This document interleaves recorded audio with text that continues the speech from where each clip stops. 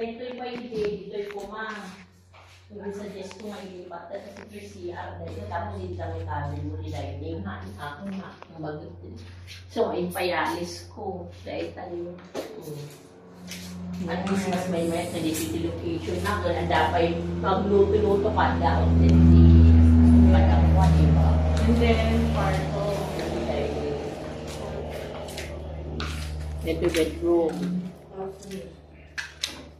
Bedroom with CR. O, imagine that with CR. Ang Master bedroom? malawak po ito ang master bedroom nila sa baba. Ito ang CR. Wala naman nila.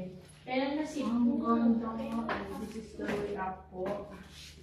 Sa second floor. Akin na po tayo.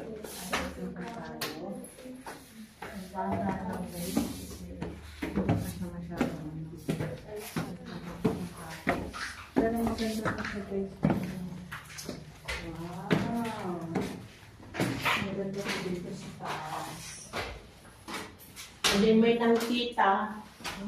Kalat na kaso hindi naman kaya ang down. Pa-finance na ano amin, diba? Kaya hindi ako nakakasawa. Magkano lang lawat ito niya ako dito? Siya ratoy, ma'am? O siya? Ay, haan. Room, kwadeta ka, balcony. Ay, room, mutlaan, room. Another bedroom. 3 bedrooms namin dito. Diba ito yung 3 bedroom? Oh, 3 bedrooms dito sa CR daw. Wala, ang ganda ng room. Naglawat din ang dito yung baba. Kasi Jay. Kasi ito po yung roof deck. Tapos ang May baka na yung roof deck sa taas. Ganda. Hindi ka na-due. Kasi may roof deck. Hindi pa ata pwede. Roof deck. Uy, mabali. Dapat sumikas tapo na. Umusok yun. O, dahan. Ito, umusok. Tapos umusok tayo, guys. Pero maganda po yung roof deck. Maganda ang roof deck. Ay, la.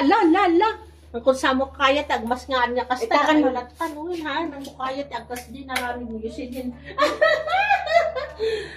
Naraming ni Ma'am Josephine. Ang kaya. I cannot. Nagmas, nagkuha nga road. Nagkubo. Ang kaya. Sige na, kaya. Very nice po yung roof deck, guys. May nakikita po yung kaya.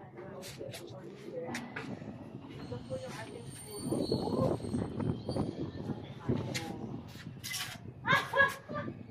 Ganda no? Ganda po rito. Ang ganda dito sa roof deck. Oh, dito na po kami